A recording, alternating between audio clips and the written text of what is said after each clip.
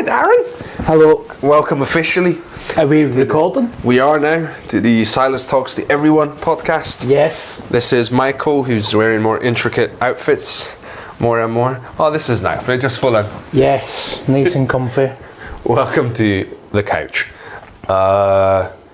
We've known each other for a wee while. I'm going to get straight into it, but obviously you do stand-up comedy, you've done acting, you need no introduction pretty much at this point.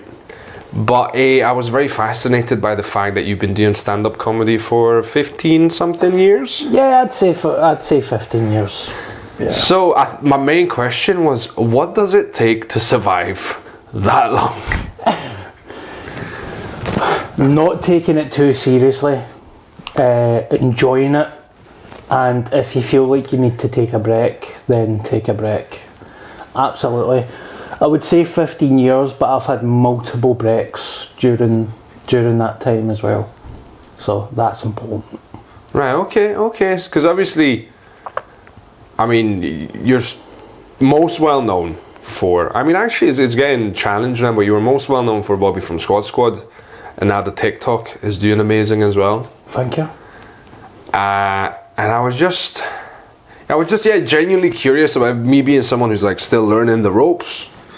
Very much. I'm fascinated by people that have been grafting and making a living, and still making progress at 15 years on. So I guess let's start with the beginning of how did you end up in comedy? Well, how long have you been going for? I've been going for seriously for 2 years. 2 years? Gone out to 2 years at the end of February. Next month. Not long at all. No, not in comedy. Still a baby in comedy, mate. How did I start? I kind of stumbled into it, really. I always loved comedy. I loved watching movies, but my type of background and stuff, I never knew that there was comedy clubs. I never knew that you could get drama school. And I went and did TV production and sound recording, and I realised it wasn't for me. And I started to be a class clown, really. And a guy in the class was like, "You should try stand-up comedy." And I was like, "Where and how?" So this is like early 2000s. Yeah, I would have been 18. And he's like, "The Stand Comedy Club." And I said, "What's the Stand Comedy Club?" I was just so naive and young. And so innocent. Yes. Yeah. I think he was a mad comedy punter as well. Oh. He's like, all you need to do is write 5 minutes. I was like, the thought of writing jokes is so insane. And it definitely perked my interest. Okay, I've got so many questions have come at me at the same time. Obviously, you starting out so innocent and childlike and excited. What's your favourite comedy beef? Comedy beef? Yes. What do you mean? As in, comedians develop rivalries over time. So not any that's ongoing. I don't want to start any trouble. But if there's any the hatch has been buried, or that you were not involved in, but you just watched from afar and went like, what the fuck? I don't know about Scotland, but I like when I hear people saying James Corden's a cunt. Okay. Because I've never really heard anyone saying, no, he's a good guy. Yeah. Everyone's always got a bad James Corden story. But in terms of Scotland, there's not many beefs, I don't think. I'm only asking this because I remember was it Eddie Murphy? In his special talks about getting scolded by Bill Cosby. Yeah. And Richard Pryor being like, you tell that motherfucker that I said it's okay. Yeah. And then years down the line, we know what happened, but I was just surviving for 15 years in comedy, that means the industry, surviving the industry and the ups and downs and stuff, but also navigating, literally just you getting better as a comedian, figuring out crowds, figuring out other comedians. Yeah.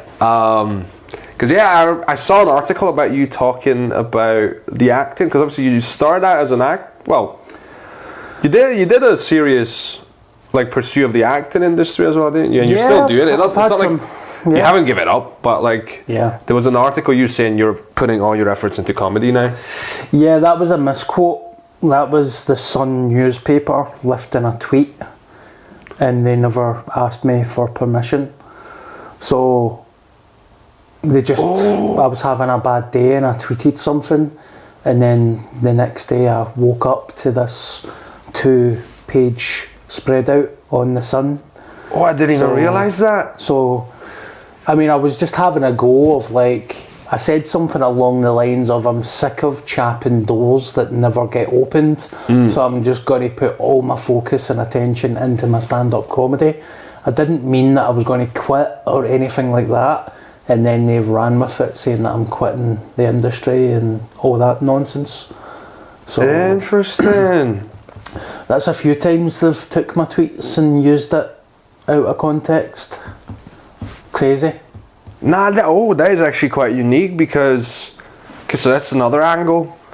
But because I was just reading, I was taking it at face value, you know, and because they were quoting you, I didn't go like, oh, hang on a minute, was this a tweet that they just took? They really made it seem like they had an actual fucking personal word with you, and I was like, okay, Darren's got a whole... Yeah, crazy, isn't it?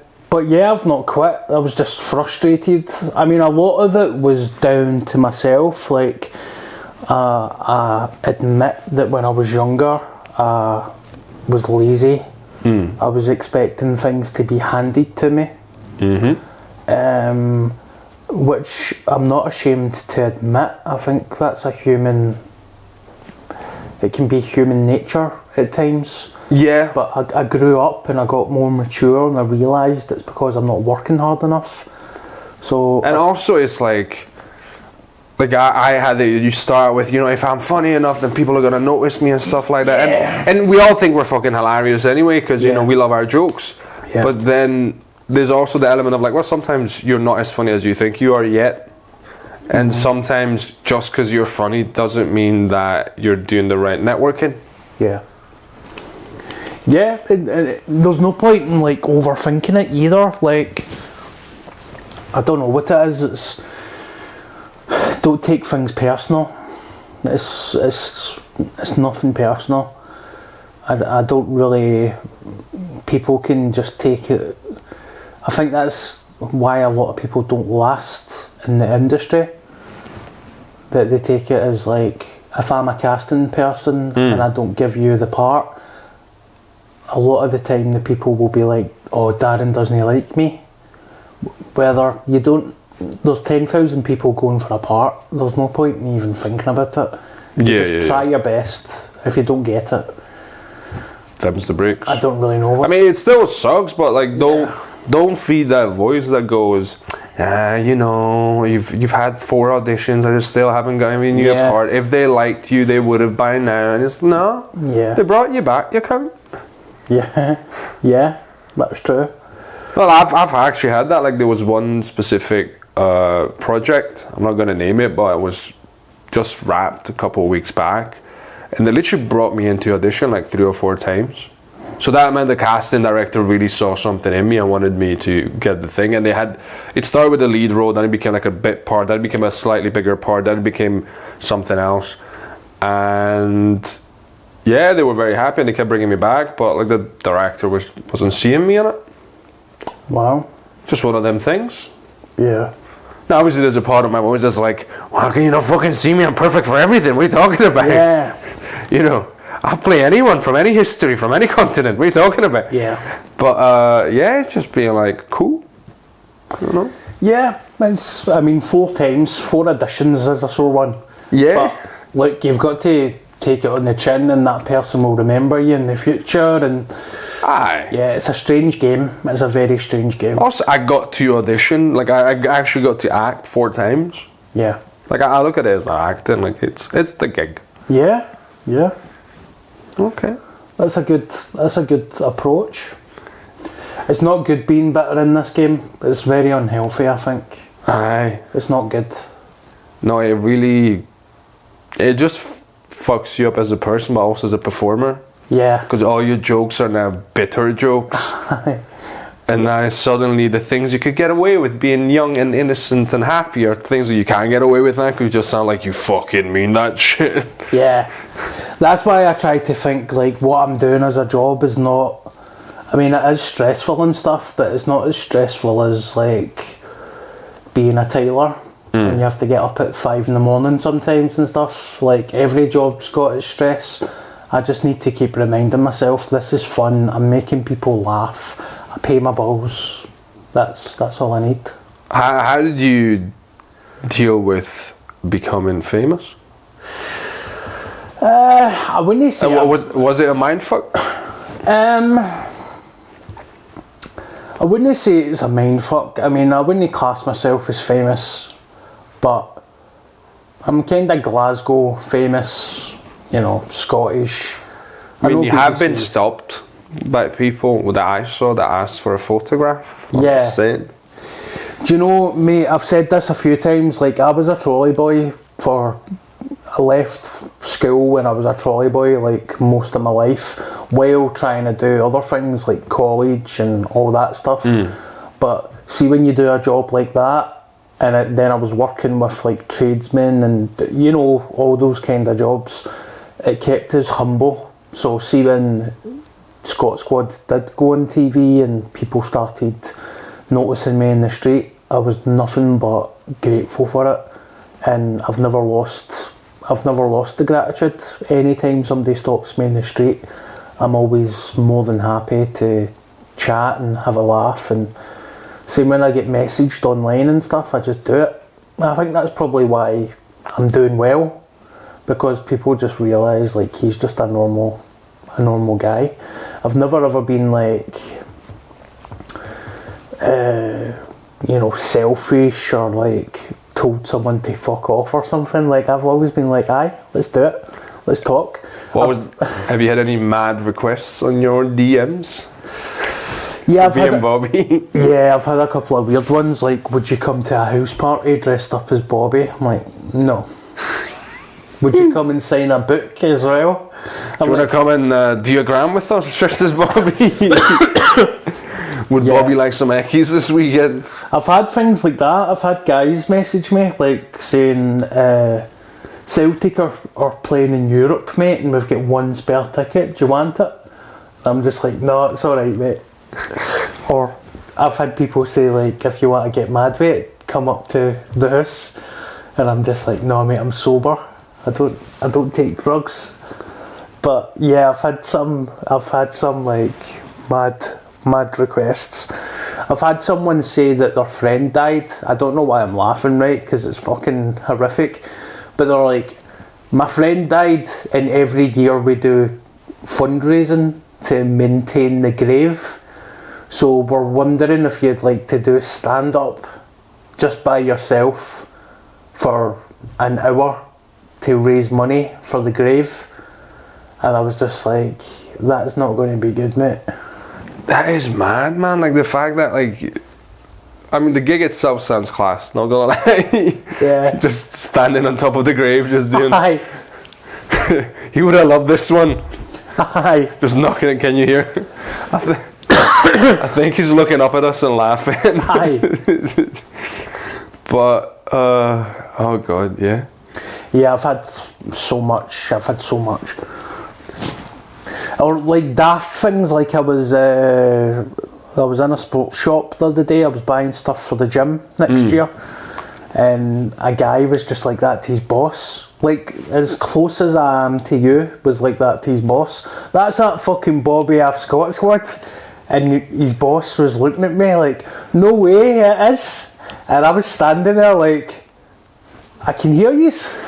Like, why don't you just say hello? And he's like, oh, sorry, hello. And I was like, alright.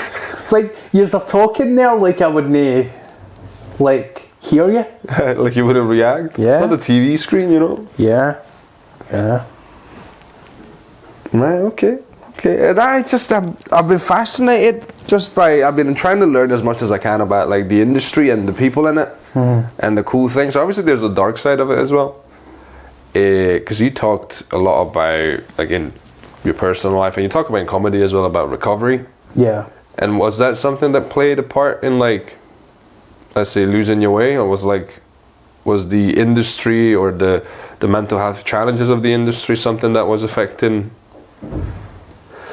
In regards to like recovery as well. Well, I mean, you first of saying you're on the path of you going, fuck, I need to realign. Yeah. There's a few things that happened, like for people that are listening, like I'm pretty open book when it comes to mental health and sobriety and stuff. I think I always had mental health problems and borderline addiction problems, but when I started doing stand-up, so I used to be the guy that would drink maybe at the weekend and maybe if the football was on a Wednesday, but then if I started doing stand-up comedy and all of a sudden it was acceptable to have 6 pints on a Monday and a Tuesday, and then the football was on a Wednesday and then I was drinking at the weekends. And you know, when you were younger you could get away with it, but there was moments of like, I think I've said this a few times on some podcasts, like someone asked us like, how many gigs have you done? And I think I said, I don't know, a couple of hundreds. And then they said, how many have you done sober? And I thought, fuck. I was like, I don't know, 2 maybe, if that. And I think the only reason I did them sober is because I had a hangover and I couldn't drink. So I was always drinking. I mean, I wasn't drunk, but definitely 3-4 pints before I went on stage. As a Dutch courage kind of thing. Well, there's that. And then there's after the gig, I was like, alright, let's fucking celebrate. You're fucked. As soon as the gig was finished, it was anything goes. Yeah, the culture around the arts and like, I know about the acting scene and I know about stand-up, it's almost like they celebrate and there's all these mad tales of like, you know, these famous actors getting absolutely shit-faced or performing drunk, and it's changing now, but it's a very unhealthy element of the stand-up and acting scene. Yeah. And I also found out that people were trying to feed, like promoters were feeding me bevy, like full of booze, because when I was drunk I was like more crazy on stage. So I was turning into kind of like a Johnny Vegas type of character. Right, yeah. And but then on top of that I was always like anxious and had depression anyway, and then Scot Squad started to happen and some acting stuff started to happen, and I thought, I can't maintain this level. If I keep doing this I'm just going to crash. And then there is things that you learn as well, like alcohol doesn't help you with your performance. No, doesn't help you with your nerves. You're just drunk and nervous. So I mean, it can loosen you up, but getting loosened up, it's also like, you don't need alcohol to actually loosen up. If you deal with the underlying like psychological thing, you don't need the booze to loosen up. Yeah. But it's just, I guess it became a part of, I mean, it's a part of the culture everywhere, but Scottish culture really loves its bevy on the weekend and whenever. And I think it's something that's been just accepted. I mean, everybody talks about the bohemian lifestyle that the artists live. Yeah. As if that's what you need. And then sometimes they even talk about like how you need the drugs to be creative. Like like the whole Joe Rogan thing, every night he'll bring it up of like, I think, you know, sometimes you gotta be crazy, you know, you gotta be. I was like, no, you fucking don't. Yeah. I went through that. Yeah, I went through that. I've had some of my maddest thoughts sober. Yeah. I thought that when I had a hangover, I used to think that I was at my most creative when I had a hangover, and it's just not true. It's not true.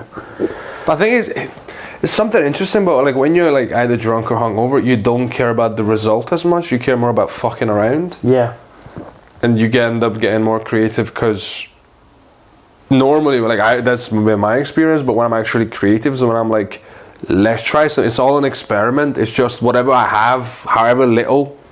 If it's nothing, it's nothing. But I just like, write it out. Yeah. And then afterwards, you go back and like, you know, I've been writing for an hour. I go back and edit it or something. Yeah. And I think it's because the alcohol kind of already takes away the element of like, oh, I need to do this well. Mm-hmm. And that makes it easier. I don't know if that's like an overlap that we do. Is booze, I mean, because I'm sober and boring now. Like when I do my gig, I just go home. You're a lot of things. Boring's not one of them. Thank you very much. Is booze still bad? Because I don't really pay attention anymore. Like within the circuit, do people still get steaming and stuff? I mean, after the gigs, I think they do. Yeah. Like I'm someone now who's fucking like. I was in the pub last night and I had 2 bottles of sparkling water while my pal had a beer. And I was like, yay, not fizzy but non-sugary, let's go. Yeah. This is my life now. Good. And it's fun, I'm not fucking complaining, like, it's been class. When's the last time you had a drink? I mean, Christmas. Yeah, man, you're fucking mate, it's Christmas. Right. Good on you.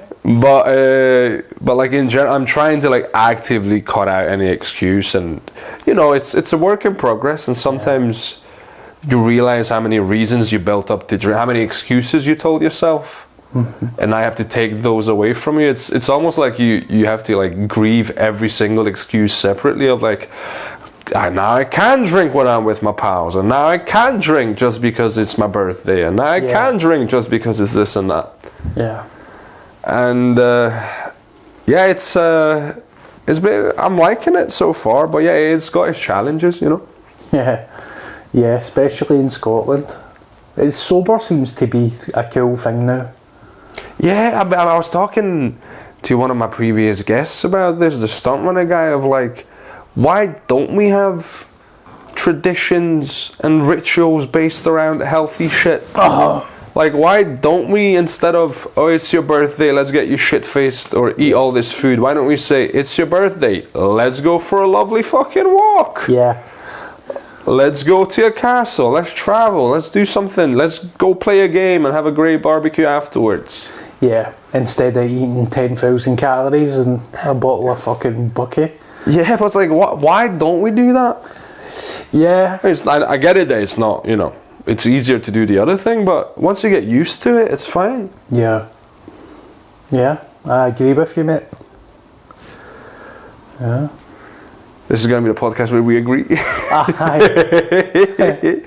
But yeah, you've actually been doing some pretty cool work with On Side, haven't you? Back on Side? Yeah, Back on Side, sorry. Yeah. Yes, I have.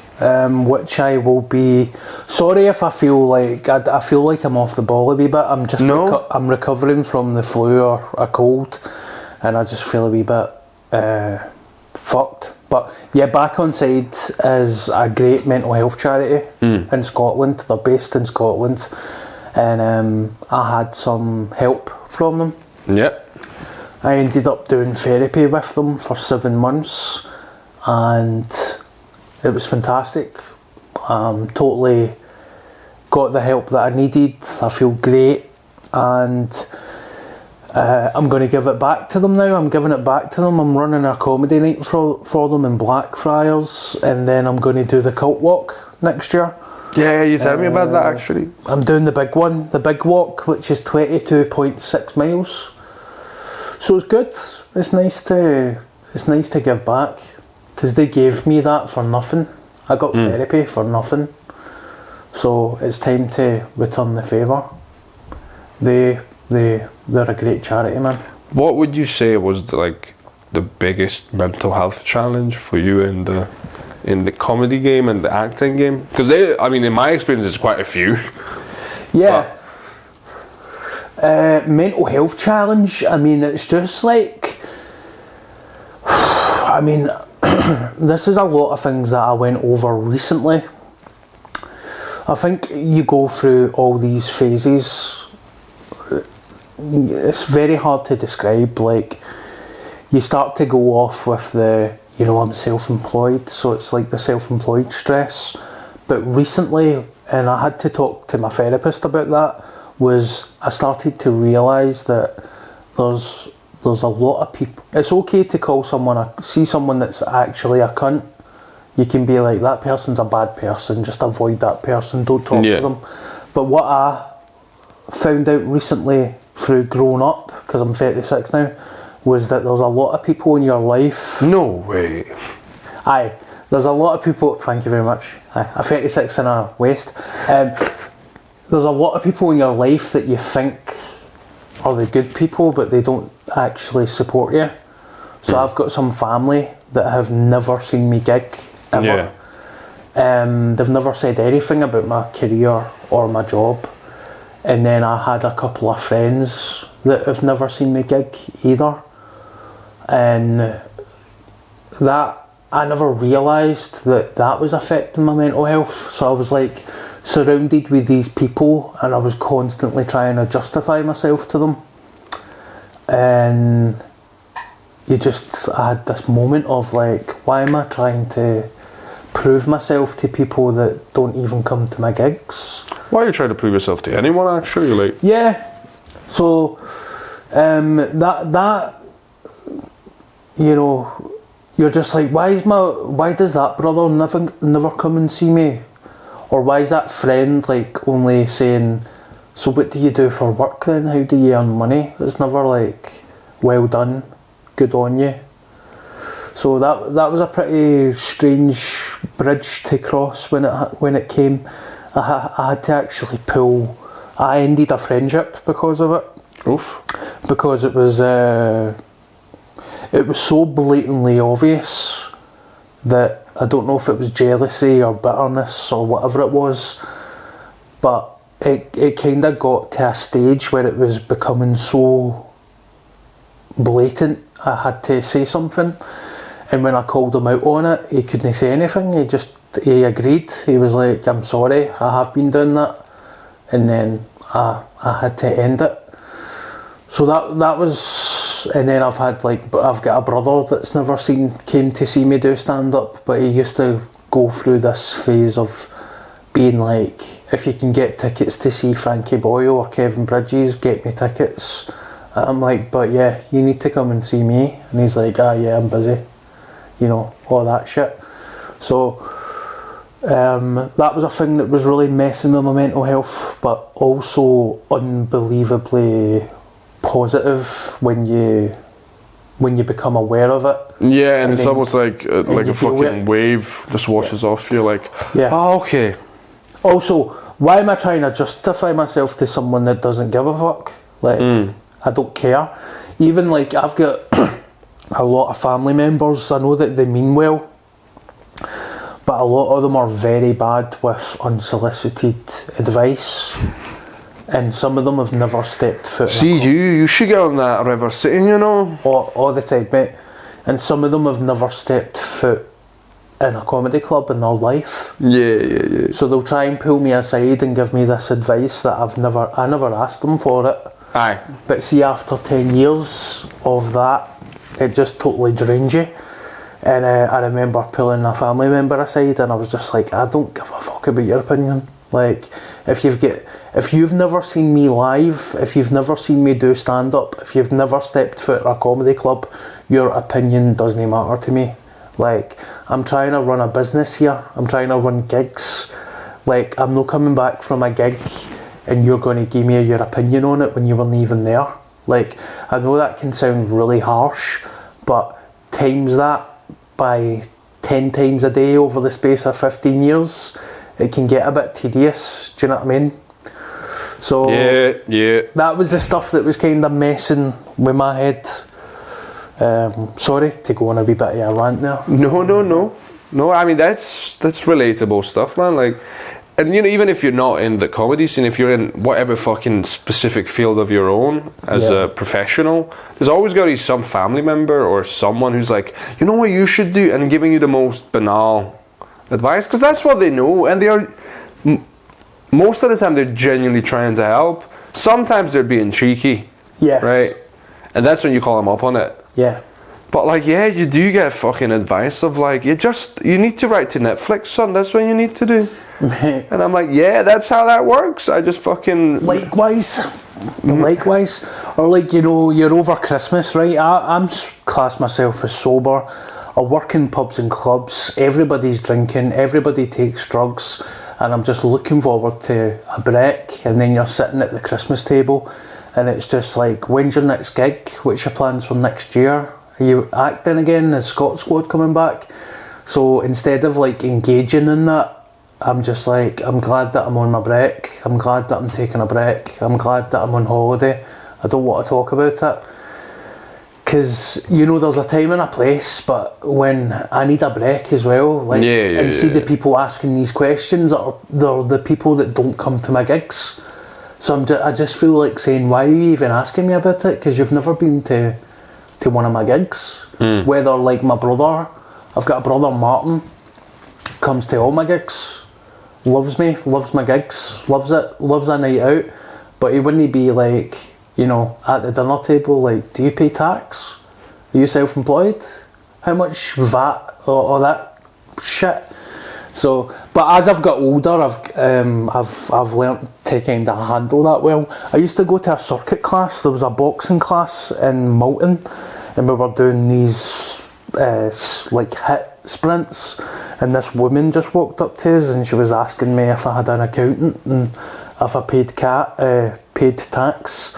As I'm like drenched in sweat, unable to breathe, like I'm trying to exercise, pal. Can you give me 2 minutes?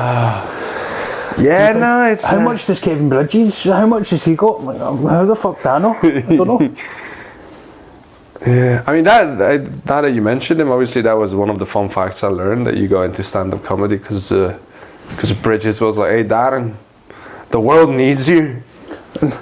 No, I was doing a gig with him and he told us to pursue it more. Oh, was it? Is that what happened? Because I read this in the papers again, and they'll fucking print any shit these days. So they'll print anything, mate. They take an element of truth and they twist it. Allegedly. Yeah. So I was gigging with him and I had to pull a sickie, and I thought I was going to get the sack. And he said to me, "Why are you worried about getting the sack? You should be doing stand-up comedy." And then when he told me that, I thought, I should be doing stand-up comedy. And then that's when I decided, fuck it. All in? Yeah.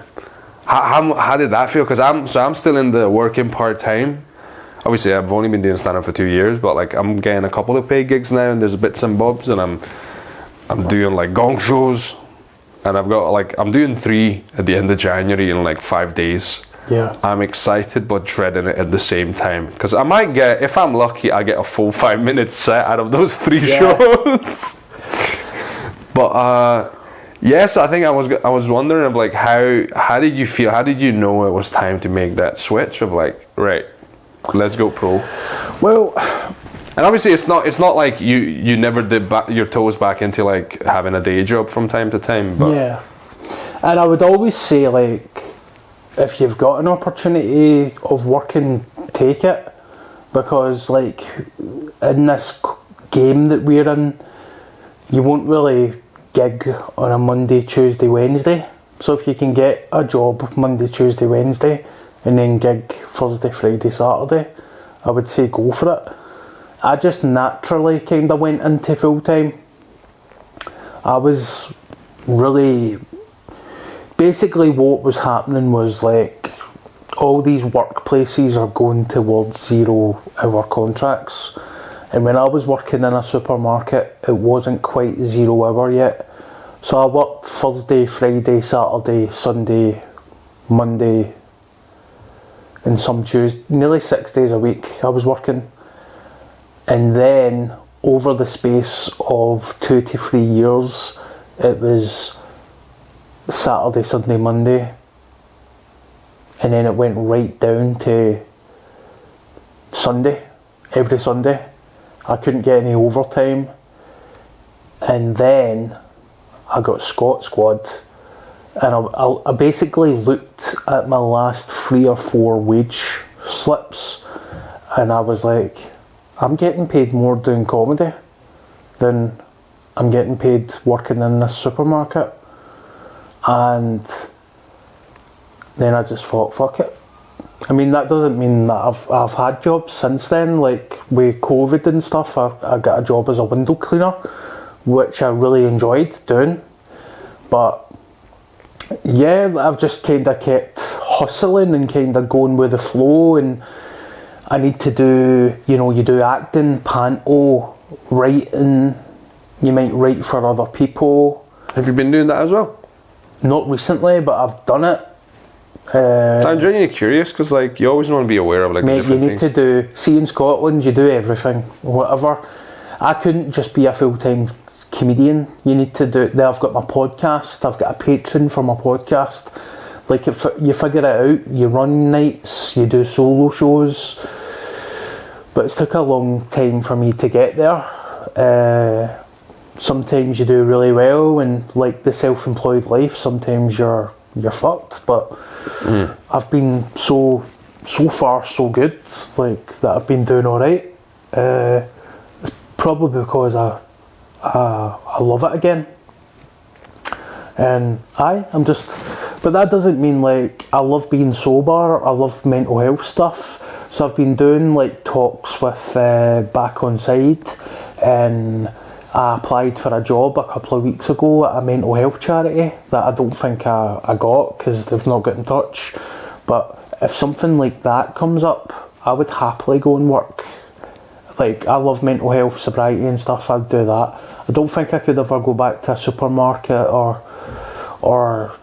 something like that. I love how you already have the business mindset of, like, they haven't responded, that means I didn't get the gig, Aye. the old acting comedy thing of like, hey, listen, if you get the gig, they'll let you know within a week, 2 weeks tops. If you haven't heard from them, it's not yours. Yeah. They've cast someone else. Yeah. So yeah, I kind of like see through COVID and just the mental health thing and the sobriety thing. Like, I've always realised that, I mean, I could just fucking die. Like, how many times have you heard that? Somebody just, like, naturally just dies, like, and there's no reason behind it. It's just a natural death. Just genetic. And I'm like, why am I worrying about stuff in the future? I don't do ifs, buts and maybes. So I'm alright for the time being, and I'll be alright for the next year. Like, I'm looking at my diary and I'm like, right, I'm okay for a year, but I've got people in my life that are like, yeah, but what happens in 10 years and stuff? And I'm like, well, I'll fucking figure it out then. Yeah. Like I've learned as well, like, that was one of the most relaxing things of, like, whatever happens, we'll try to deal with it, and if we can deal with it, well, it's not going to be my problem anymore, is it? Yeah. Like, and really, like, I've never really, everything works out in the end, mate.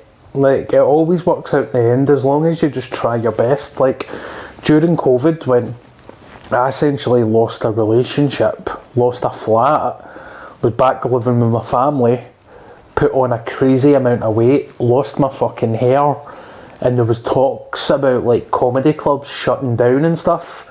Like, I genuinely thought at one point that the Stand and stuff, there would never be comedy clubs again because people were talking about COVID taken away. yeah, they were talking about we'll never go back to normal. I remember that was mad, innit? It was full on, we'll never go back to normal. It's here to stay. There's always going to be masks. And I'm like, okay. Yeah, and then, when you've got mental health problems, I thought, well, that's... Yeah, it's that when it kicks in, like, we all have the paranoid part of us, I think. Some more than others, but it's like... Yeah. Being like, this is it. Your life is fucked. You'll never be good again. Yeah. Like, circuit gigs are gone. I genuinely thought that. I was like, I really enjoyed doing circuit gigs while they lasted, but that's it. We're gone now. Fucking mental. Meanwhile, you're selling that, was it 150, 140? At Blackfriars? Yeah, that's a lovely gig. Yeah, I mean, you've been growing that brand very well recently, haven't you? Like, you've announced already one gig in Edinburgh.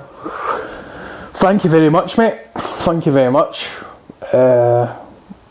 Yeah, it's good. It's an amazing thing to say. I compare it, I host it, and it's just amazing to, like, gig with people like yourself, man. New acts, people coming through, really nice, and just, people like Dean Byrne and all that. Like, it's gave me the you know, to be surrounded with that, it's reminded me, like, oh, this is why I love it. Like, that absolute bare basics of just standing in front of a crowd and making people laugh. Like, we can get lost in the politics and all that nonsense, and I'm like, I just love talking shite and I just love making people laugh. I think that's probably why I'm still doing it, because really that's all that matters. Yeah, like if you break it down to the basics, it's about the jokes, isn't it? People are like, oh, money this and money that, and I'm like, I would have went up to Aberdeen 10 years ago for nothing. Like, I remember once standing when I had no money. I was standing in Queen Street Station and I had a Red Raw on a Monday night at the stand in Edinburgh, and I had no money, and like no money for a train ticket, and I was just standing in the middle of Queen Street Station like, how am I going to get to Edinburgh for this gig? And I swear on my mother's life, a random stranger just walked up to us and done that. Do you need that ticket? Oh no, do you want that ticket? And I was like, yep. And it was just a ticket for Edinburgh. So you know how sometimes people will get a return? Yeah, and they give it away. They'll leave it at the ticket machine. This guy's just asked me if I wanted it straight away. And I was like, that is mental that happened. And I got there. Hunters, it always works out, mate. Yeah. And again, if it doesn't, it's not your problem anymore. Yeah. Plus, can I be honest with you? I just made that up. No, I was kidding. It's a true story. What happened was I took him by the toilet.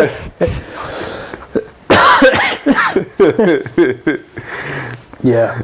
And then I accidentally... No. Yeah. Yeah, that's fair enough, man. I mean, you've... just up till now, you've already had a pretty fucking class run, and obviously it's still ongoing, and you're expanding and learning and growing and doing all kinds of cool stuff.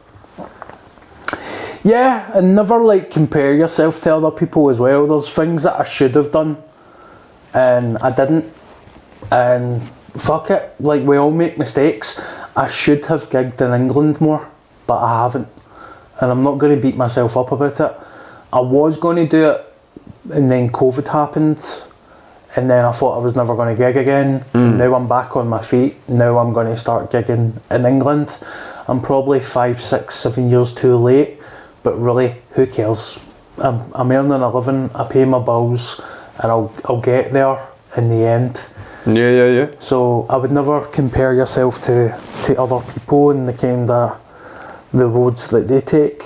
Yeah, were there any lessons that you're like, well, this was one of them, I would say you should have gigged in England, as you said, but like, were there any other lessons you're like, oh fuck, I wish I had known sooner?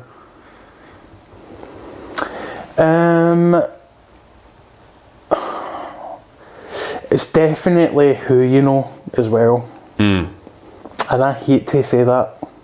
I really hate to say that. My dad, as much as I slag my dad, and as much as I say... The spoons! Yeah, as much as my dad is always the punchline to a lot of my jokes, when I first started, he says it's who you know. And I was like, no, it isn't. If you're funny, it happens. And after 15 years in the game, I've realised it's absolutely who you know. I mean, I think, I agree, like, you can't discount the power of connections. Yeah. But... yeah. It helps if you're funny. I mean, it absolutely helps if you're funny, but it's like, you know, there's a lot of brown nosing, there's powerful agents and stuff, and I know that, like, say for instance, if you're funnier than me, but you've got a massive agent, you'll get onto a panel show instead of me if I'm not with that agent. Yeah. Because why would you meant the other way around? Why would they want to have me on it if I'm not their client? The client thing as well, the whole... I've learned this a lot about trust as well. Yeah. Of like, because the agent already has a trust built in of like, I don't know, they're the agent of this other big actor, that other actor, and then let's say you're on their roster as well. Yeah. The panel show's going to be like, okay, we trust them to have good acts versus there's Darren, a complete unknown. He might be absolutely hilarious, but do we trust him to deliver?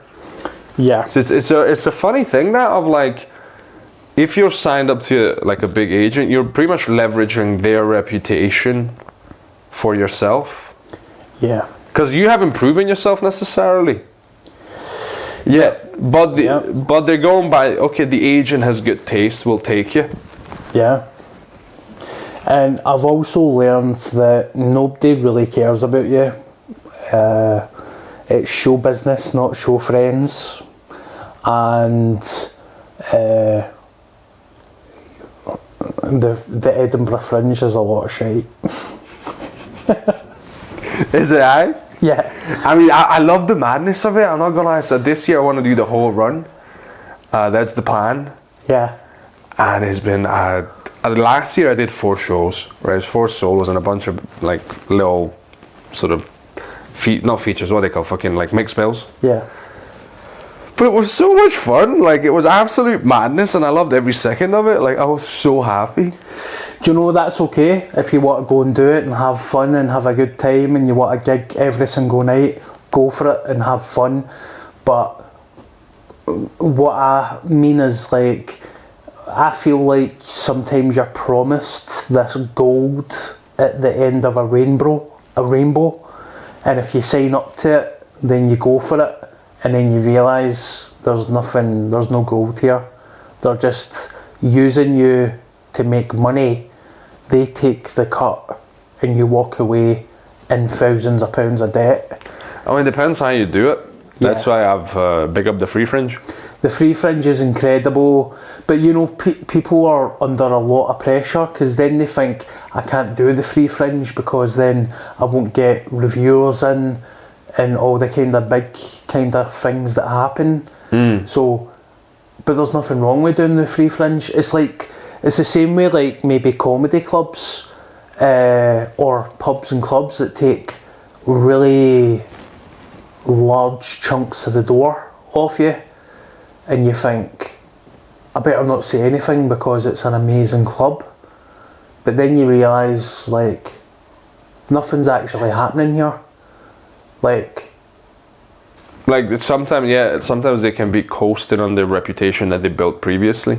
Yeah, or you think like, oh, I'll let that venue take 70% off me because at the end of this Edinburgh run I will probably get work, and then it gets to the end of the run and you're like, I'm getting no work here, it's not changed my life. If anything, it just put me into £5,000 worth of debt. And I'm like, well, what was the purpose of this? Yeah.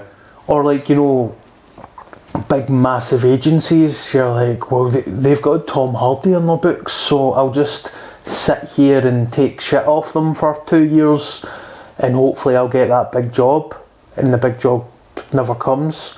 So that's kind of, I wish I learned that when I was younger. Like, don't ever make yourself feel worthless, or never make yourself feel like you're no good enough, or like don't accept someone talking to you like you're a piece of shit. Like, we're talking about like obviously comedy and acting, but these are things that are very much true in every aspect. I think every business you're gonna have, you know, you're gonna have promises made, and you're gonna have these big dreams, and you're gonna have people that might use you, and people that might, if they're not using you, they might not actually fully deliver what they're promising, or you might build them up in your own head. They never actually said the thing, but in your head it's like, this is it, and you're fucking sticking to it no matter what. Yeah. And you develop fucking tunnel vision, and you let other opportunities pass you by because you're like, this is it, I'm holding on to this for dear life. Yeah. So it's a great way to humanize the showbiz world, isn't it? Of like, at the end of the day, it's just people trying to make a living. Yes. Doing it in a very different way, you know? And there's nothing wrong with earning a living through a different path. Like, you know, it might not be at a world famous comedy club, but if you're doing it at another club and getting paid more money for it, it's just like, well, what's the difference? You're still doing it in front of a comedy crowd that love comedy. Like, you're still doing your own comedy. Yeah. Yeah. Have you had, I was curious about this. This is something I'm very personally interested in, but like, obviously we all have our own types of comedy, and sometimes you figure out that maybe a venue is not for you, and not because there's something wrong with the venue, because the type of comedy you love doing is not the type of comedy they want on. Mm-hmm. Have you ever had the experience of like, yeah, I don't need to go back to that venue, and it's not because the venue was a shit show, it's just more like, yeah, that's not my gig. And I'm not trying to make an excuse, because like you're trying to like expand as much as you can realistically. You don't want to be like, oh, write everybody off, they're not my crowd. But like I feel like there's also a limit. Yeah. I've done a couple of like spoken word nights, like when it's mixed, like poetry and like all that stuff, and I don't really fit in with that. And then there's a couple of nights in Edinburgh as well that I don't know if it was a crowd or it might have just been the venue, very cliquey. Those comedians hanging about and just making it a very odd place. And then any time I used to go, I just used to horrifically die in Mars. I think a lot of it was down to the clique as well, but then, you know, I must admit, I died in Mars before I even got off the train. Like, I felt defeated in the train. But like growing up and getting more mature, I've went back there and I've done really well. But yeah, I get what you mean, mate. My family stay like Springburn, Bishopbriggs area, and I've tried to do some gigs in Bishopbriggs and Springburn, and I've always died in Mars, and I'm just like, I don't know what that is, but I know that when there's gigs that pop up there, I'm not doing it, and I'm cool with that. Like, I don't know if it's just because I'm local or it's a hometown gig or whatever, but yeah, I've admitted that I can't gig there. I mean, it might be over time you're going to go back and be like, actually, I figured it out now. Yeah. It might be a temporary thing. Yeah. But aye. Yeah. No, I was just curious, because like, again, as a young comedian, you know, someone who's learning, yeah, you're very much like, it's a crash course and everything comes at you so fast. Yeah. And now you're like trying to piece everything together. I'm like, what the fuck? Why? How does this make sense? And why? And then there's people giving you advice, and your fellow comedians, you know, your fellow buddies are giving you advice, and you're giving them advice, and sometimes it's bullshit. Yeah. You're all talking out of your ass. It's, you know, at varying degrees. So the thing is, like, what I've learned as well, like, see, with being essentially a full-time comic, like, so I need to earn money to survive. Aye. If I don't survive, I'm fucked. So it makes you say yes to some gigs that if I did have a job, I'd probably say no to. But see, through doing that, it just thickens your skin so much. So I did a gig, and I'm not slagging them, by the way, it was a great gig, Irvine Meadow. It was this wee small football club up in Ayrshire, and everything about it should have been a dreadful gig. I turned up, no microphone, no stage, you know, it was just crazy. And it ended up an amazing gig, but they asked me to do an hour, a support act, and I'm just like, I don't know if I would have done that if I had a job. Like, I just went into total fight or flight, like, got to get this done, just do it, and it turned out to be a very good gig. But you get yourself in some situations and environments, like maybe you wouldn't want to go to Aberdeen on a Saturday, and you're just like, I need to do it, man, because if I don't do it, then I'm not getting money that night. And it definitely improves you as a comedian. So when you do die in your arse, because everybody dies in their arse, I still die in my arse. When you do die in your arse now, I just take it as a bad day. Whether when I was 2 years in and I died in my arse, I used to like be unwell. That made me physically unwell. Like, I was sick. Like, I know there's like two schools of thought, right? I'm a big believer in like, focus on what you can control. Yeah. And you can't control the audience's reaction to your jokes. You can listen to them, you can make adjustments based on how they're, you know, feeling on that day and stuff. But you can't be like, I'm gonna make them fucking laugh at everything, and if I don't, then it's all on me. Yeah. So I'm in that school of thought. But there's people on there like, no, it's all on you. You fucking take responsibility for everything. Da da da da da. And I feel like the people that are taking responsibility for everything all the time are a bit more miserable. Now, I don't know if that, but that is also, but that's how you get better. And I'm curious if that was your experience, or is there a sweet spot in the middle where you kind of go, listen. There's definitely a way of, there is a sweet spot, but you'll only find it through gigging. Because I'm also aware it's a very convenient excuse to always blame everything on the audience and what you can't control. Don't ever do that. That's not a good. You should have. I think everyone's got awareness. Everybody's got a self-awareness that they're either funny or they're not funny. Well, have you seen the open mic circuit? Not everyone. That's what I'm saying, right? Because those people won't last. They won't last. They get too bitter, too angry. So I always knew that I was funny, but I didn't know anything about comedy. I didn't know how to perform in front of crowds. I was anxious, and I just had awareness of if I keep gigging and keep learning, I'll get better. Like a tradesman or anything. Fuck, what did you ask me? I just totally had a brain of basically the two schools of thoughts of like taking responsibility for anything, or having the sweet spot, or being like, well, it's, you know, it's not my fault. Right, so it does boil down to sometimes you win some, you lose some, mate. And see, now when I struggle, it can be down to like, say I'm doing a Glee weekend in Glasgow and someone's comparing who would never compare.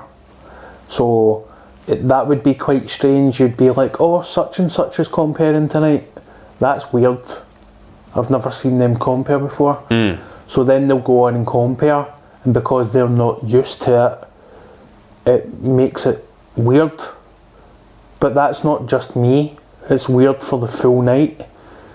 Whether if it was like Joe Heenan or Raymond Mearns or Janie Godley or somebody like that, the night would be amazing. So I'd be like, okay, it was a wee bit off tonight. Or Billy Kirkwood, sorry, I just had to. Aye, it's a wee bit off tonight because someone who normally wouldn't compare was comparing, or like that. I mean, I've had some amazing gigs where I've smashed it and get a round of applause, and I'm like, regardless of what happens, I'm still going to wake up tomorrow and get back to it. So I don't let the amazing gigs get to my head, and then when I die in my arse, I'm just like, I'm able to look at the evidence in front of me and be like, 15 years I've had really good results.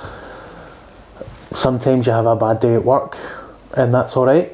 Yeah, I always come back to a quote by Reginald D. Hunter, and obviously he's someone who's like, he's kind of pretty much a household name in the UK, I think, or up there. Yep. And he had a post on Instagram where he's like on his tour of like theatres, just gigging, and there was once, I can't remember the day, but it just said, some days the things that work just don't work.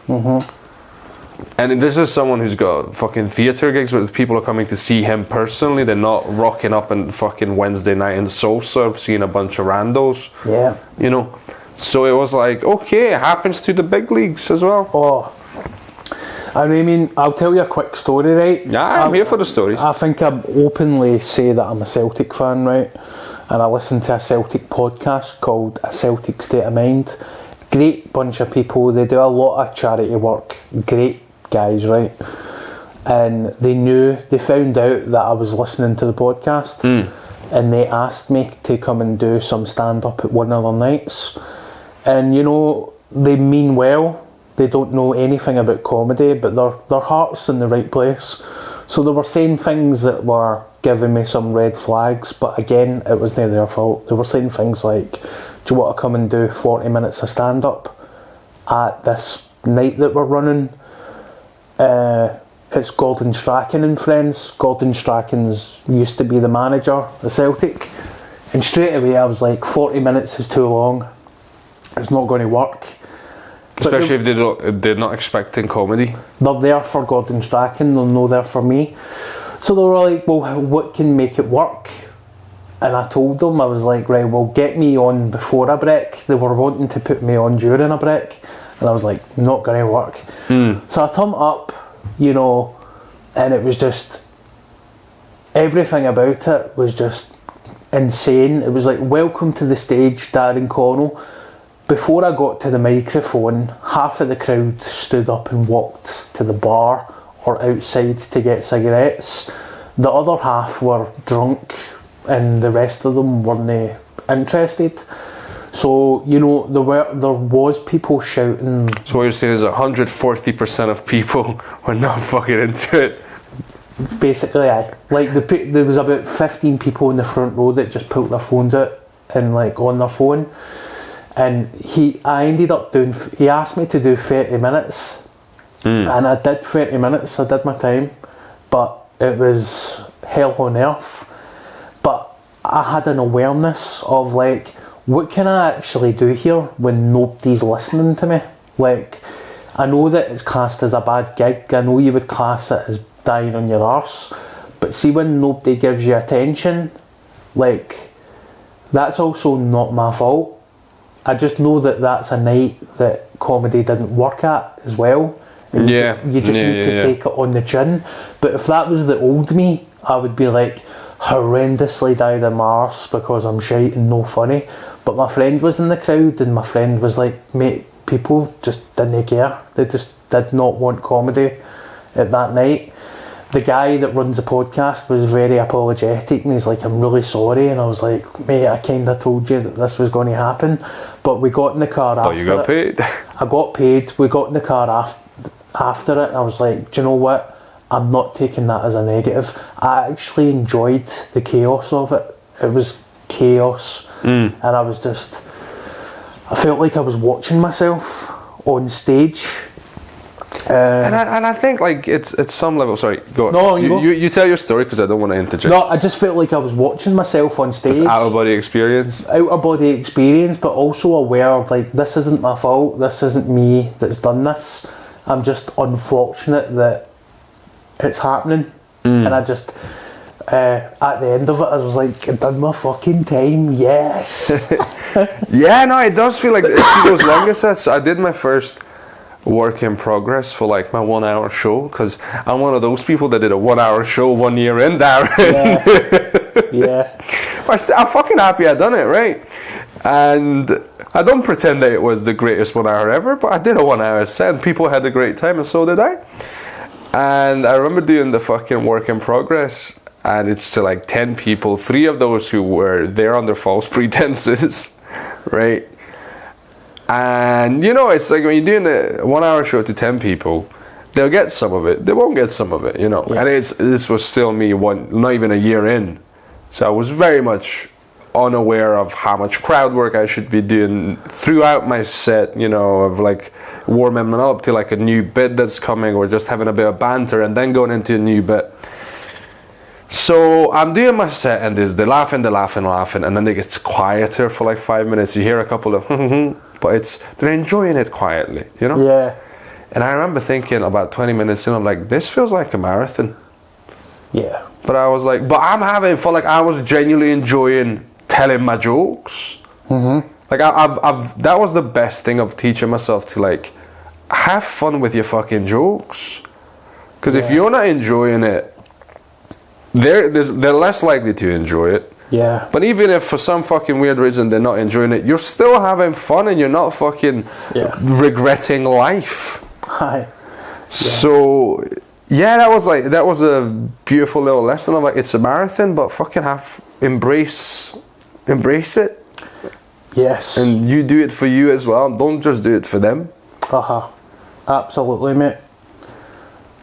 Where was your first hour? So my first hour was in Vibe Room. Yeah. We talked about this because you were there. They did after I did my first hour, we went back. I think a couple of weeks after, we actually met in person at Freed Up. Yes. You were headlining that one, I think. Yeah. I remember just brought that out the house. Thank you. Yeah, I remember meeting you for the first time. Well, that was the first time we actually chatted, because before I turned up at the Funny Bunch at the stand. Yeah. And I ended up staying in the front row. But aye. But you came out with a hammer, which was not terrifying at all. Bring the hammer back, Darren. Where the fuck is the hammer? I'll bring it back. Just imagine you and Kate Hammer walk out both holding a hammer. That would be class. Yeah. It was good fun. Also, I remember a story about you trying ayahuasca. Yeah, you want to talk about that? I'm curious. I mean, if you want to, I'm curious because, like, not many people in Scotland talk about that. There's not enough people going to South America, Darren. Yeah. We need to open that space up. Yeah. So I think, like, I don't know. I think I come across as dry and straight faced, because in my head I'm living in fucking Toontown, right? It's craziness. So when I talk about going to Peru, I get a feeling that a lot of people don't believe me. And I'm like, I went to Peru for 10 days and I took ayahuasca. When I talk about it on stage, I think people think I'm talking shite. But I did it.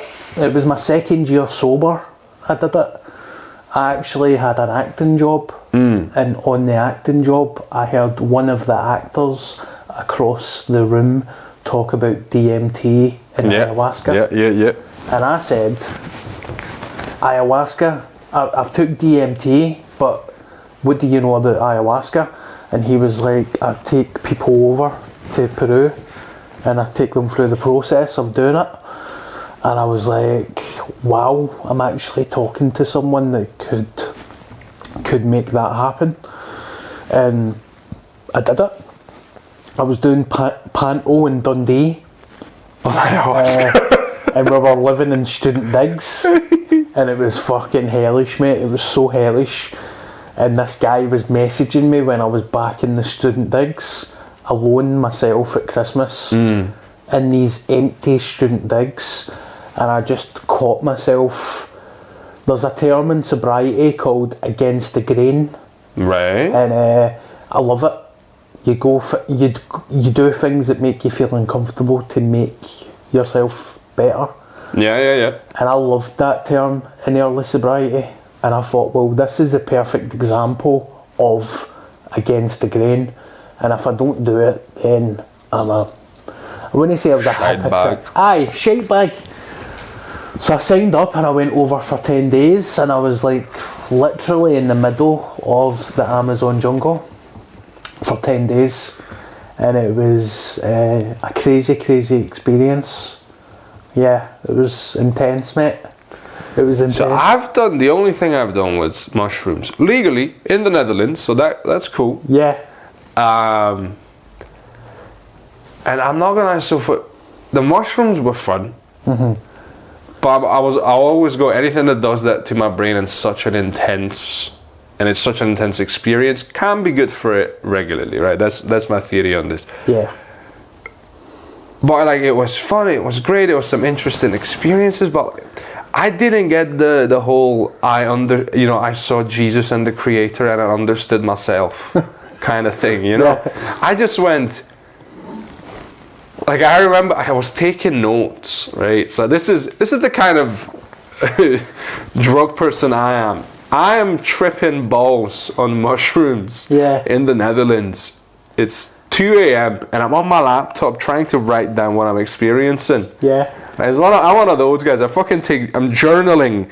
And I remember what I wrote down was everything's echoing over and over, because my thoughts were feeling like I would have a thought and then it would become this thought would become another thought, and it was like a dream, but like with eyes wide open kind of thing. Yeah. So everything's echoing over and over. ... I am the Hulk. Because I looked down at my fingers, and because it was dark and the light of the laptop screen, it seemed green. Yeah. So I would look at it and would just go, whoa. Aye. Right. So that was my experience. And the second time I did mushrooms, it was hellish. I was feeling a bit depressed, and I ended up holding on to my cousin. I was like, don't let me go, because I might kill myself if anything happens. Oh my god. Yes. So I'm like, so what's DMT like? Well, I've done mushrooms once, and they weren't strong. Right. And it was a nice wee experience. I remember watching Daft Punk live, and it was quite good, but... Everything, just you seeing shit, things are happening. And like giggling and laughing. And DMT, I think I've done DMT maybe 10 times. And I've had some bad experiences on it, but that's with the company that I've been in. So you're not supposed to drink alcohol and take it.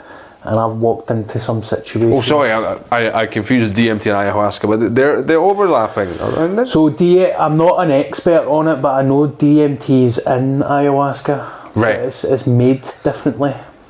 So DMT is just DMT alone. There's nothing else there. And you smoke it. And then ayahuasca is 2 types of tree bark with DMT, but they boil it and brew it and make it into this potion, and you drink it. So DMT only lasts for 10 minutes, and it's not addictive. You don't get a come down from it. It is like very intense, but you know, it's 10 minutes.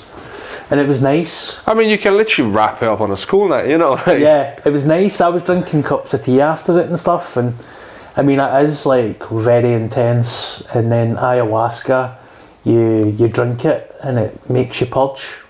Purge, like what? Yep, it's designed, my experience is it's designed to make you physically, mentally and spiritually purge. So when I was drinking it, I just was sick for 4 hours, and then you do hallucinate and stuff. A lot of the things that I was getting was through dreams, like that night. So I don't know if I enjoyed ayahuasca. It was scary. Was it? Yeah, I wouldn't, like when people talk about it, I'm like, I would recommend taking DMT. I would say absolutely take DMT. DMT is good fun. Ayahuasca, I don't know. Crack's not too bad either. Yeah, crack cocaine's amazing. No, ayahuasca was like, we had to take it 6 times. Keeps you fit. Well, you had to take it 6 times, and by the 6th time I was literally praying to a god that I didn't believe in to please make it stop. It was fucking, yeah, it was crazy. And what, I don't know, but like there's a very interesting drug community, and there's like different types, right? You've got your classics, you know, let's get fuck, you got gear, mate, you know, you got gear, excuse me, pal. You know, you got that crowd. Yeah. In the drug world. And that doesn't have to be, I'm not even talking about like whatever fucking socioeconomic class. We've all seen bankers absolutely fucking losing their minds on like cocaine. Yeah.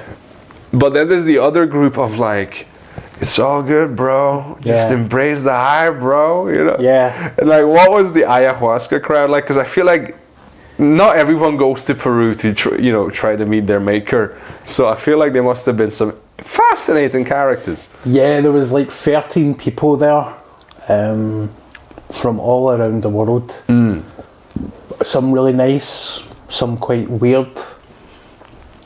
But you know, mostly hippie-ish.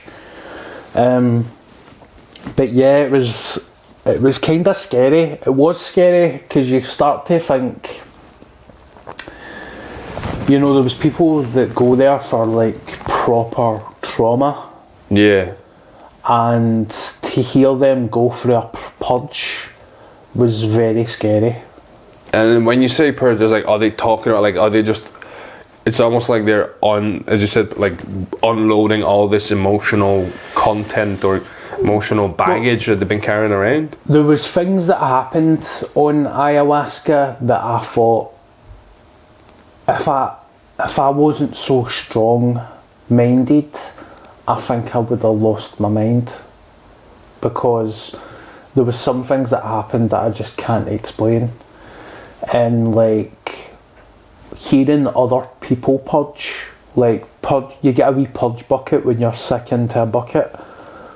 Hearing other people purge was not, it felt almost like demonic. So when I was purging, I could physically feel, it's hard to explain, like I had depression, anxiety, suicidal thoughts. So when I was purging... It's a Monday, baby, let's go. Yeah. So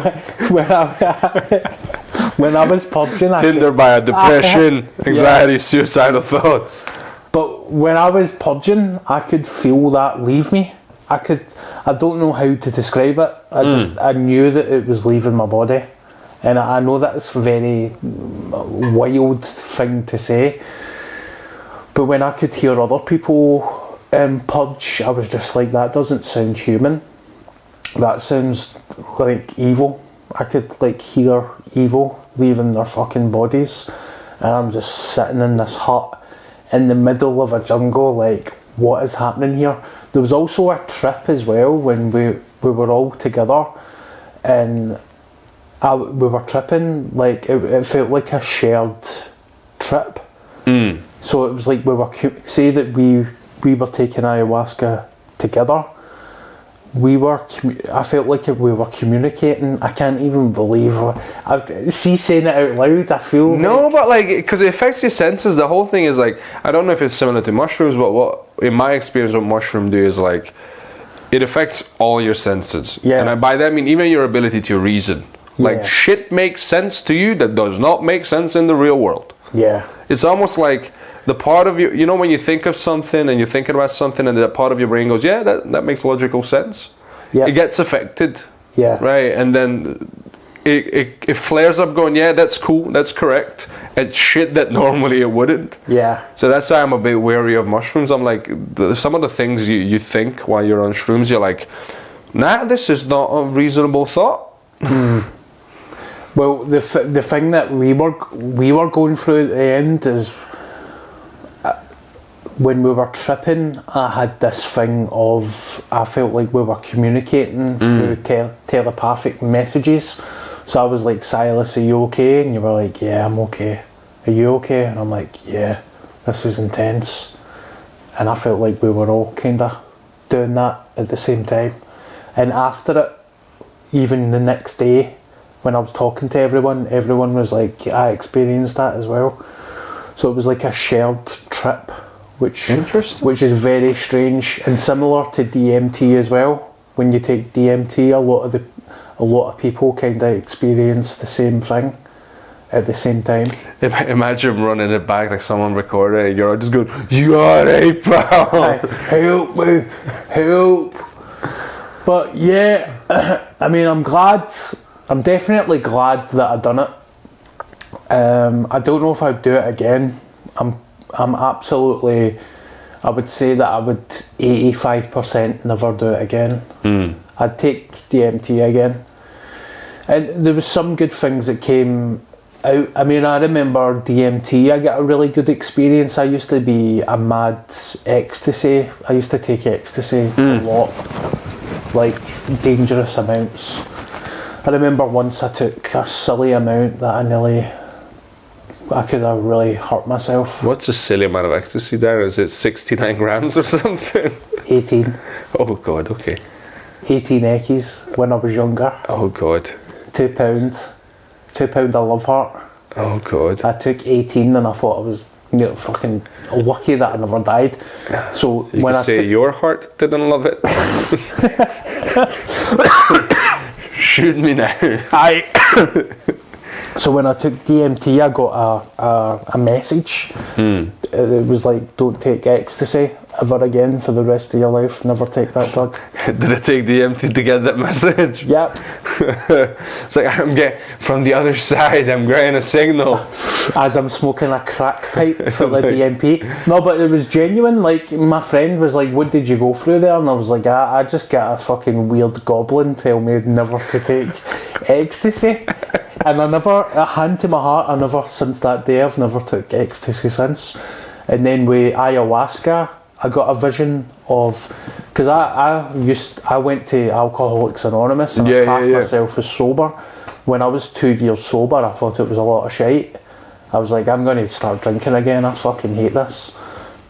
And then I took ayahuasca, and I got a vision of like, stay sober, don't ever break your sobriety.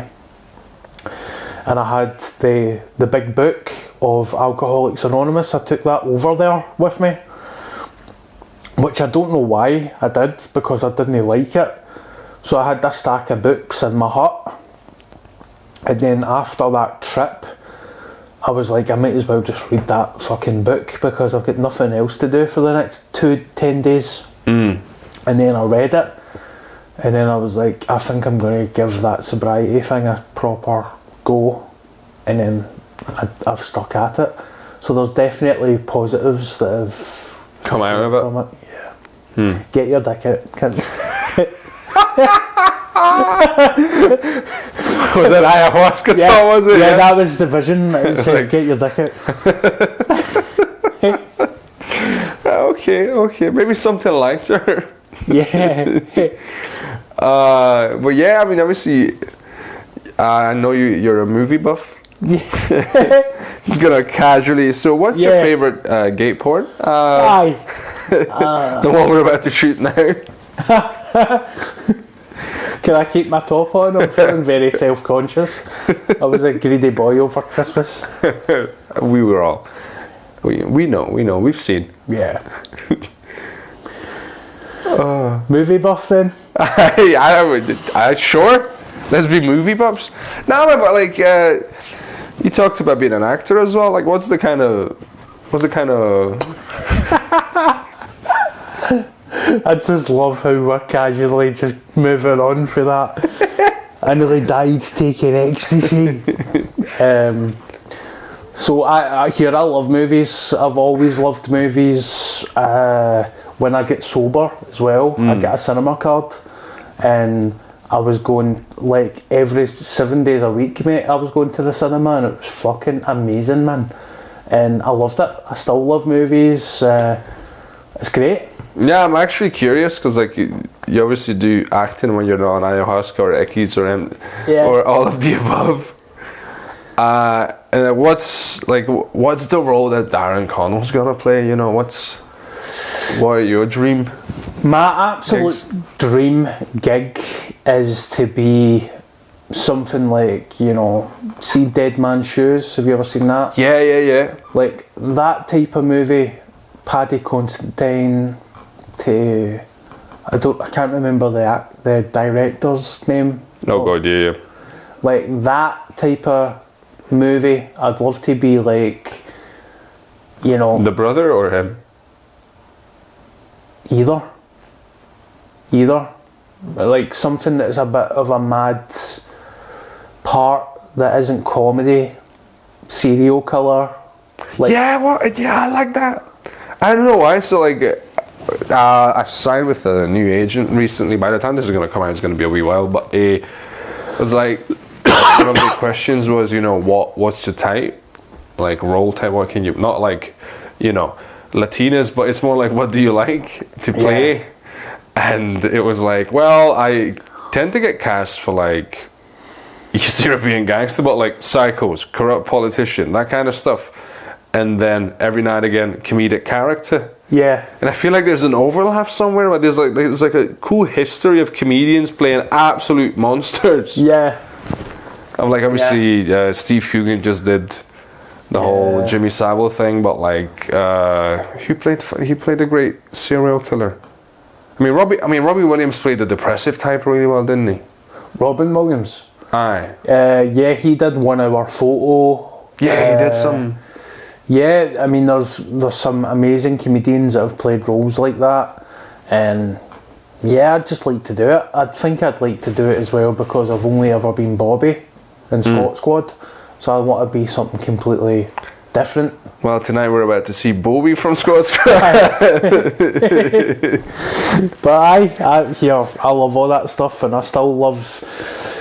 I try to, you know, I know that life can be really busy, but I try my best to watch 1 movie a day. Really, actually? Yeah. Oh, you're serious about your craft, you like? Yeah, I try my best. That's like, who does this? Tom Cruise. He talks about a movie a day. Does he do that? I mean, it's either a movie a day or a movie a week. So I'm sorry, but he's definitely I think it was a movie a day. Yeah, which is like, you know, if you can get your 90-minute movies, there's quite a lot of them cutting about. You can do it. People love a 90-minute movie. Yeah, I love Mr. Scorsese. Just I know. There's a great app called Letterboxd. Yeah. Do you use it? Not yet, no, but I know of it. It's good. You just track your movies, and there's a lot of shite out there, but there's a lot of shite out there, man. I mean, I don't think I've ever mentioned this, but during the lockdown, I started a channel that was reviewing the worst films ever made. Did I tell you about that? No. So I did about 7 of them. It was a lot of work because of the editing, because I would like take scenes and like put like I was experimenting with stuff, but like looking back, I should have used a lot more B-roll. But it was just me watching a really bad film. Like it had to have 5.5 or less on all the social like voted by the public reviews. And I did The Room, I did Samurai Cop, I did Iron Sky, you know, Nazis on the Moon. Yeah. And just fucking, it was talking about, there's a lot of shit. It was a lot of fun of just seeing the absolute shit show and dumpster fire of cinema. Yeah. Some of it was actually hilarious to watch. I've not seen Samurai Cop. Was that good? My God, that is a thing of beauty. Do you know what? I think that I've got the vibe that would be good fun. It is, man. So, I mean, I don't want to spoil anything, but like, one of the most hilarious things is the actor thought the film was finished, right? And he had this long ponytail, long hair. He got his hair cut, went on with his life, and like 2 months after or something like that, he gets called in again of like, oh, we got another month's worth of shoot. And he's like, so he ends up wearing a wig. And because the way obviously filming works, it's not like they shot half the film and then they shot the second half of the film. It's like scenes from the beginning. So in any given scene, you don't know if he's about to wear a wig or not. And at some point, because the director didn't fucking believe in more than one take, they're doing a fight scene. The guy like hits him and his wig starts flying off. So he hits him literally as he punches him. He pushes him into the wig so the wig will stay on. And you're seeing all this live and you're like, oh my God. We should watch it after this. Yeah, no, it's class, man. It's one of the dumbest films ever, but it's just everything about it is so beautifully bad. Yeah. I like that. I like that when it's so shit. It's like, have you ever seen a film called Plan 9 from Outer Space? No, but it feels vaguely familiar. It's an Ed Wood movie. Ah, okay. I know of Ed Wood. That's very funny. Like, he's walking through a graveyard and all the graves are fake plastic prop graves. Right. But because the actors are not that good, they're like tripping over the graves and stuff, and you've got fucking graves like boing boing. It's none of it's on purpose. Oh. It's all fucked. It's so funny. Yeah. See, it always comes back to like, I look at some of this stuff and you see it in comedy as well. Like you see a couple of comedians, you're like, oh my God, what are you doing? It is so bad. But then my personal take on it has always been, they're having fun. Yeah. And as long as they're not, lying or cheating, like they're not fucking misrepresenting themselves. Like, they're not fucking selling this massive arena and then turning up and shitting on the gig. Let them do it, man. I genuinely, like, my heart kind of empathizes with, like, we all want to express ourselves. Let them do it.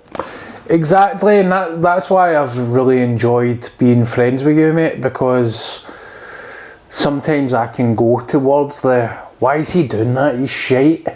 But you're kinder. I mean... And that's kind of... I've started to think like that now. So, like, there is comedians that have been in Scotland for 20 years and some of them won't even get booked. so they start their own gigs. Yeah. And if that was 10 years ago, I'd be like, you quit. But now I'm just like, well, they are enjoying it. If they never enjoyed it, they wouldn't do it. Yeah. I mean, I'm glad it's rubbing off. What can I say? I've learned it from others, so it's not. I can't take full credit, but it's just. It kind of allows me to thinking that way. Allows me as well to sort of be more positive about my own experiences in life, and not to be so all or nothing. You know, either fucking kill it or you're a piece of shit. You know. Yeah. But it is funnier though when you see a movie like that, because so much work goes into a movie. Yeah. Like there's, like at some level they have to know.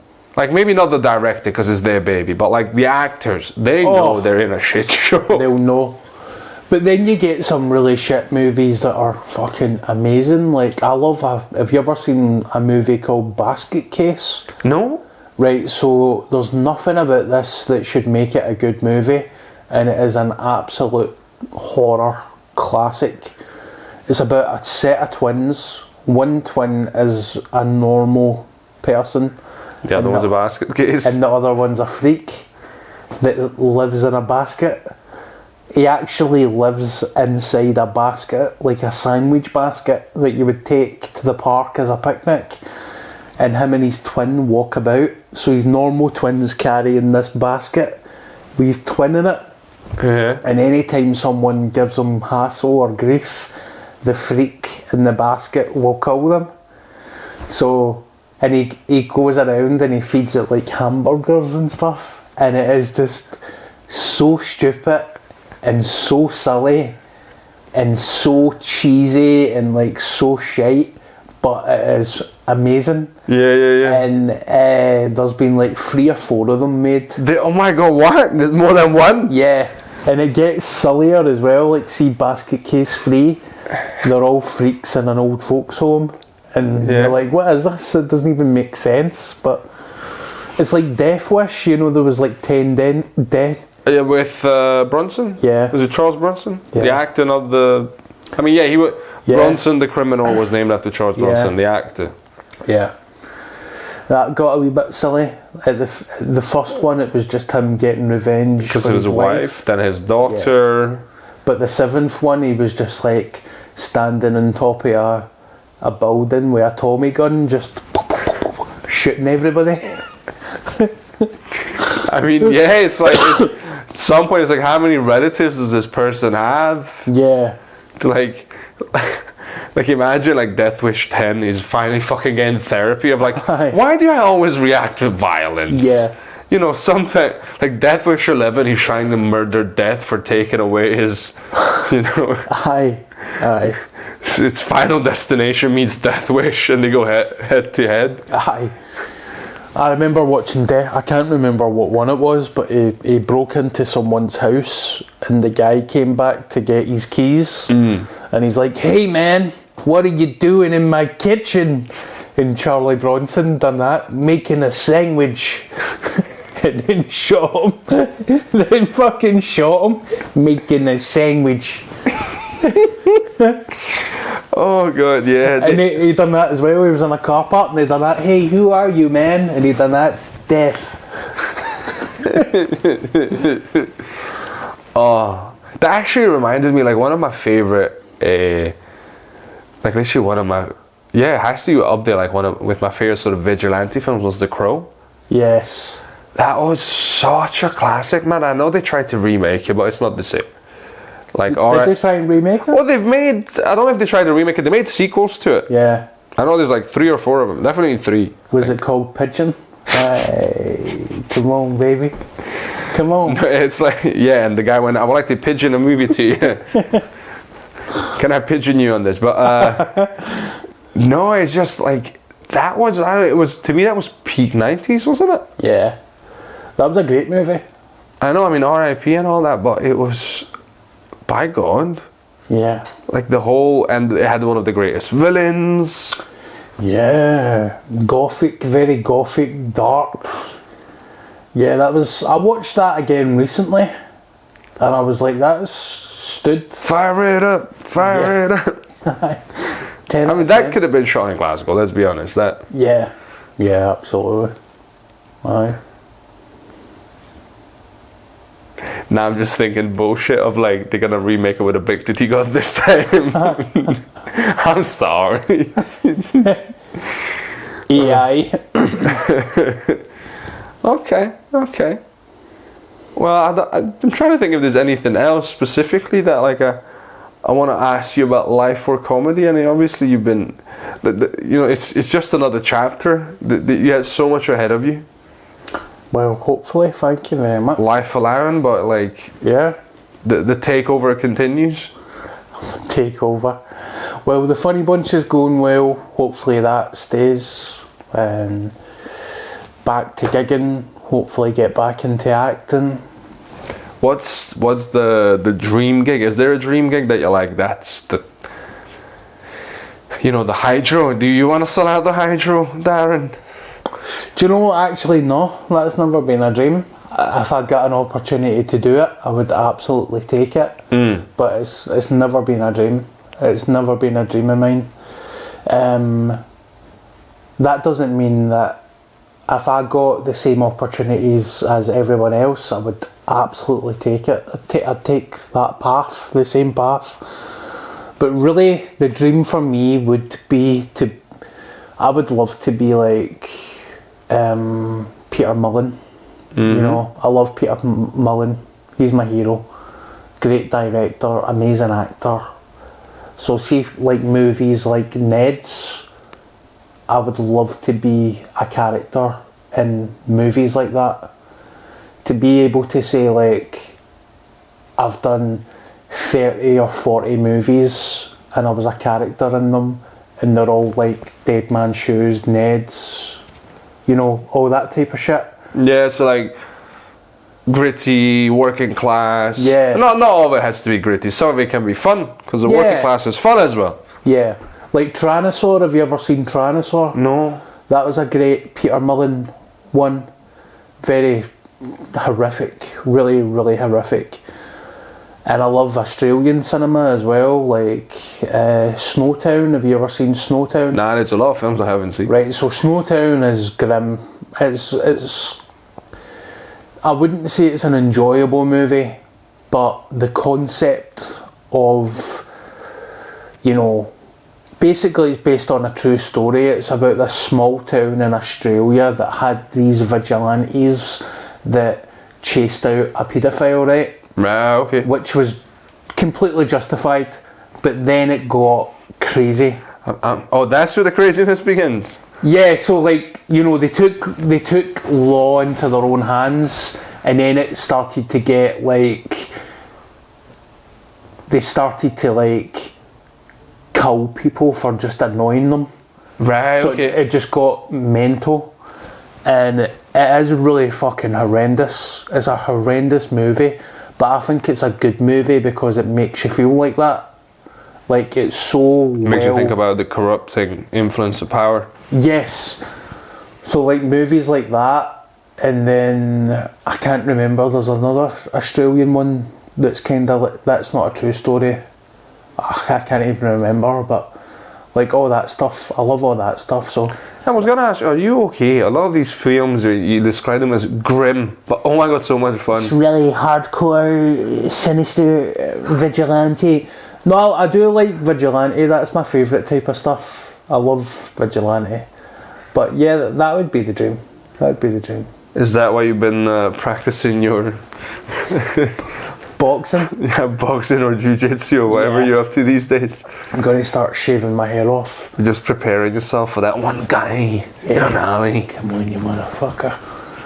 No, but yeah, I think vigilante is the best type of film. Is that? Yeah, in my opinion. So Death Wish, what? Death Wish. I'm sorry, that came out wrong. Death Wish, whatchamacallit, John Wick. John Wick, yeah. Crow, we talked about the Crow. Yeah, the Mad Crow. Max, is that technically vigilante? I liked Mad Max. I don't know if it's vigilante, but I liked it. But I love all types of movies, like old school movies, like Angels with Dirty Faces, amazing. That's for the 40s, I think. Is that the one that inspired the Home Alone? Home Alone one, yeah. Angels with Filthy Souls, I think it was. Yeah. And then there was Boys Town with Spencer Tracy. I loved that. Right. That was a great one. And anything with the Marx Brothers, that's kind of comedy, chilled out comedy. I'll watch anything, mate. Anything. Fair enough, man. Okay. So, not the Hydro then is what you're saying? Not the Hydro. But I would suck a penis to get the Hydro, obviously I would. But no, but it's never been, you know. I just remembered that we did actually close that question of like, what's the dream gig? Yeah. For you, what stand up wise, like, so acting wise, we know like what's the kind of stuff you want to do, like stand up wise?